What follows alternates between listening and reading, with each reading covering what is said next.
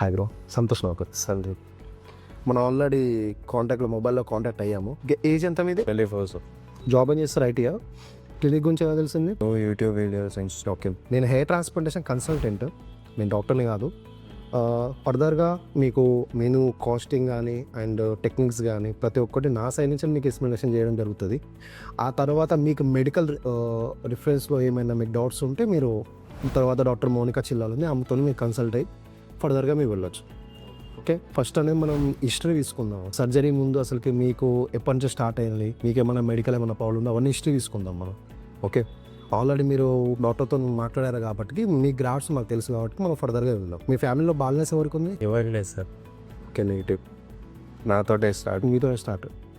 Okay, మీ మేనమామ కానీ మీ తాతయ్య కానీ మా మామకు ఉండేది సార్. బాల్నెస్ ఎంతవరకు ఉంటుంది? ఈ ఫ్రంట్ పోయిందా మొత్తం పోయిందా? అది చాలా ఉంటుంది, చాలా ఉందా? ఓకే, సో మీ మదర్ సైడ్ అయితే ఉంది, బాల్నెస్ ఉంది. అంటే ఇప్పుడు ఏమవుతుంది అంటే నార్మల్గా పోలికలు వస్తే మీ ఫాదర్ సైడ్ వస్తాయి, లేకపోతే మేనమామ సైడ్ వస్తాయి. మేనమామ పోలికలు ఎక్కువ శాతము బాల్నెస్కి వస్తాయి, లేకపోతే ఫాదర్ సైడ్ ఒకవేళ నీకు బాల్నెస్ ఉంది.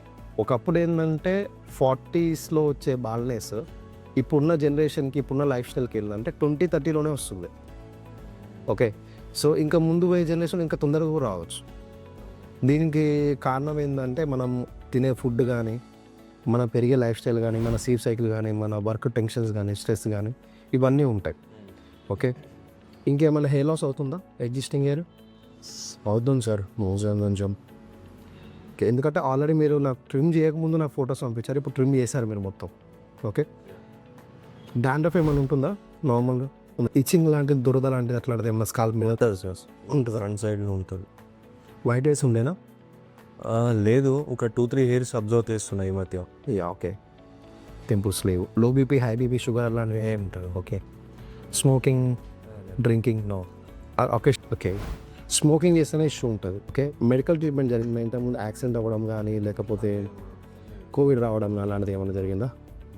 ఏమైనా ఇంతకుముందు హెయిర్ ట్రీట్మెంట్ తీసుకున్నారా? అవును సార్, ఒక పిఆర్పి చేయించాను నేను. ఒక పిఆర్పి తీసుకున్నారా? మినాక్సిల్ అట్లాంటిది ఏమైనా వాడారా? మినాక్సిడిల్ ఒక 2 years బ్యాక్ వాడాను, దాంతో ఎగ్జిస్టింగ్ హెయిర్స్ పోయాయి. సో దట్ ఆపేసాను నేను. సడన్గా ఆపేసారా మీరు? ఒక 2 months యూజ్ చేశాను సార్. సో నా తర్వాత ఆపేసారు. ఫ్రంట్ హెయిర్ లైన్ యూజ్ చేస్తారా, మొత్తం స్కాల్ప్ యూజ్ చేస్తారా? Front hair line.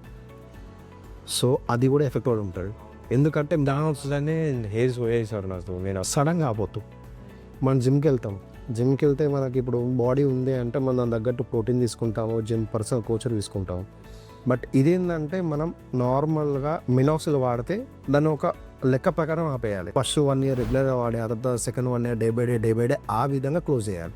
ఓకే, మనం ఆల్రెడీ కాస్టింగ్ గురించి మాట్లాడుకున్నాం కాబట్టి మనం అప్రాక్స్ ఒక 2500 గ్రాఫ్స్ అనేది మనం మాట్లాడుకున్నాం. మన గ్రాఫ్స్ అనేది ప్లస్ అవ్వచ్చు, మైనస్ అవ్వచ్చు. ప్లస్ అయినా మైనస్ అయినా మీకు చెప్తాము. ఓకే, ఇప్పుడున్న హెయిర్ లైన్ ప్రకారం ఏంటంటే మీ ఫోటోస్, పాస్ట్ ఫోటోస్ చూస్తున్నప్పుడు తర్వాత ఫ్రంట్ హెయిర్ లైన్ అవుతుంది అండ్ సైడ్ టెంపుల్స్ ఉంటాయి కదా, ఈ కార్నర్స్ అవి కూడా అవుతాయి. సో కార్నర్స్కి ఎంత కాకుండా ఒక 500 గ్రాఫ్స్ వెళ్తాయి. 250 లెఫ్ట్ రైట్ 250. అండ్ మెయిన్ ఏంటంటే హెయిర్ లైన్ అనేది మన మేల్ ప్యాటర్న్ బాల్నెస్ లాగా ఇప్పుడు 24 ఏజ్ ప్రకారం మీకు ఒక సైజ్ ఉంటుంది అనమాట. ఆ స్కేల్తో చెక్ చేసి ఆ సైజ్ ప్రకారం మీకు హెయిర్ లైన్ మార్క్ చేస్తారు. కొంచెం కిందికి కూడా పెట్టదు, ఎందుకంటే కిందికి పెడితే మనకి ఇక్కడ మజిల్ ఉంటుంది, మజిల్లో రూట్ పెడితే అది గ్రోత్ అవ్వదు.